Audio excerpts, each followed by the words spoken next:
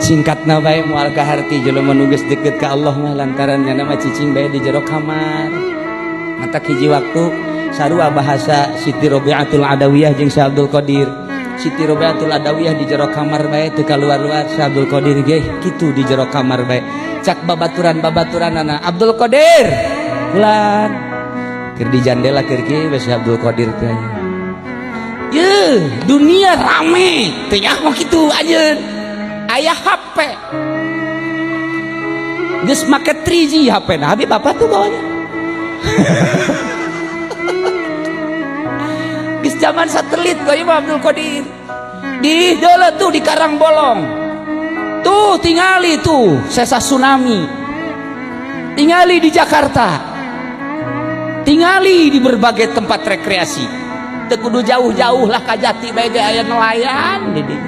Besi hayang nu dempok nu denok di dinya aya. Habib bae ngadoa zawidi denokan jadi denokan. Atuh teh kudu jauh-jauh kan nelayan bae bib. Ka eta teh dibibita ku babaturan hai Abdul Qadir, ayo keluar. Yuk urang ulin rekreasi. Modal aya di aing. Hayang dahar di mana restoran mana? Hayang minum di restoran mana? Hayang happy di night club mana? Hayang di hotel mana? Hayu. Ieu teh ciptaan Allah, hayu urang nikmati. Cek Syekh Abdul Qadir sia teu nyaho, maningan sia hiu ka aing. Hayu sia milu jeung aing.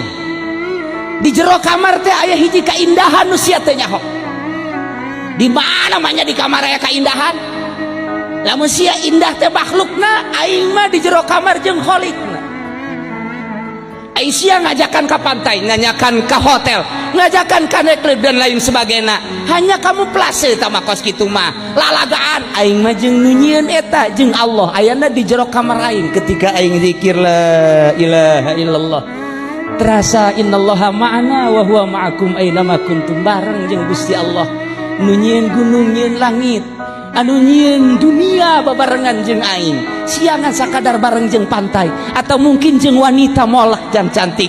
Aing mah jeung nu nyieun pantai, nu nyieun gunung, nu nyieun langit jeung bumi. Dunia jadi surga di aing. Mun teu percaya yuk ka kamar aing. Diajak eta teh budak, coba mana? Coba keindahan di kamar. Diasupkeun ka kamar, manya kos ge indah. Teu kaharti.